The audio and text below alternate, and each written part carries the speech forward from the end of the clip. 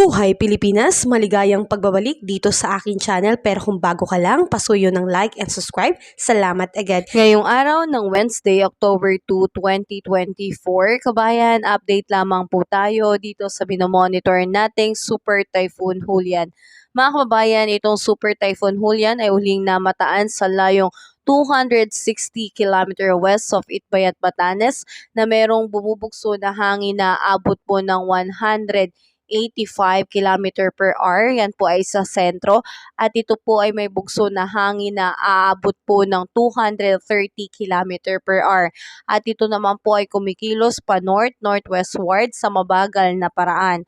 Mga kabayan, dahil nga dito sa malakas na bagyong Julian, although malaking bahagi ng ating bansa ay hindi po naapektuhan nito, pero kabayan, pasalamat na po tayo na ito po ay nasa malayo po sa ating kalupaan. Although naapektuhan nito ang ilang bahagi katulad na lang po dito sa extreme northern Luzon, pero ang mahalaga kabayan, hindi po ito ganun kalapit sa kalupaan natin dahil sobrang lakas. Kaya nga po ng Pag-asa, ito po ay isa sa pinakamalakas na bagyo na papasok o mararanasan natin ngayong taon.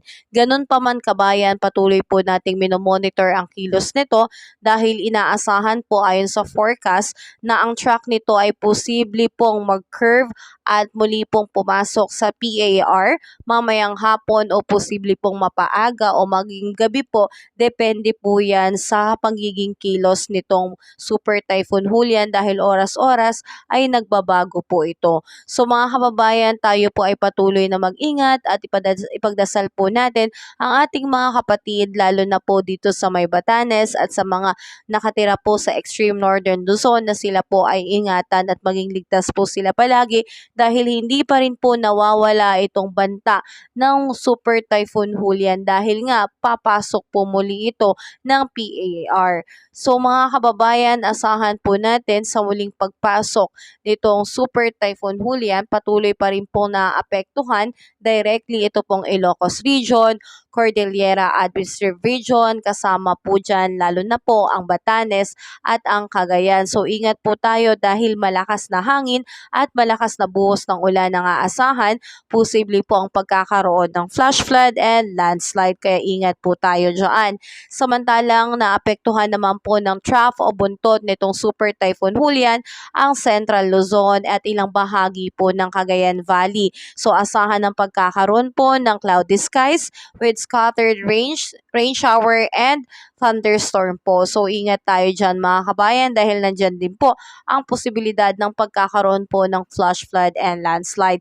Samantalang narito po muli ang epekto ng easterlies na naapektuhan po ngayon ang Davao Region, Soc-Sargen at BARMM. So posible pong makaranas ng maulap na kalangitan na may manakanakang pag-ulan, kulog at kidlat.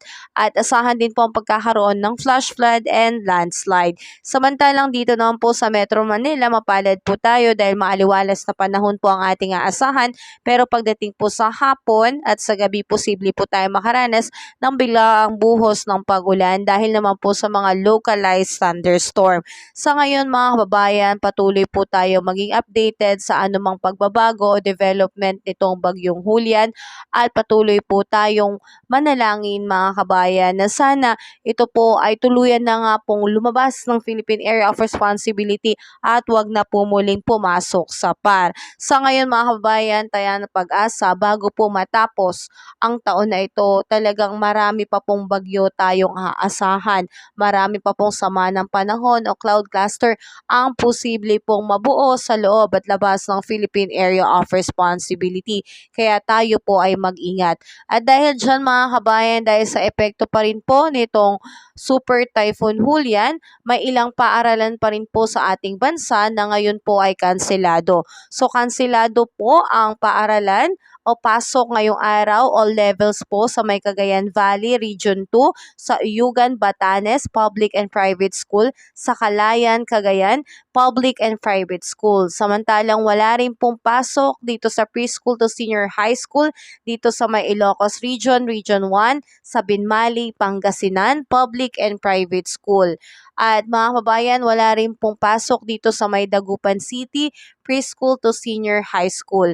So patuloy po tayo maging updated kabayan sa kung ano man pong mga suspension sa klase. Pwede nyo pong bisitahin ang mga LGU FB page ng kanya-kanyang mga lugar para malaman natin kung ang inyong lugar po ba o pasok sa inyong mga particular na school ay suspendido ngayong araw. So ingat po tayo mga kabayan, patuloy po tayo maging updated sa ating ulat panahon. Salamat sa patuloy mong pagsuporta at patunood dito sa aking channel. Ingat ka kabayan, God bless at mabuhay ka. Kabayan, kung nakatulong sa iyo ang video na to, huwag mo namang kalimutang mag-like and subscribe at pasuyo na rin po, pahit na rin po ng notification bell para updated ka sa mga susunod ko pang weather update. Muli, maraming salamat, ingat, God bless po, kabayan.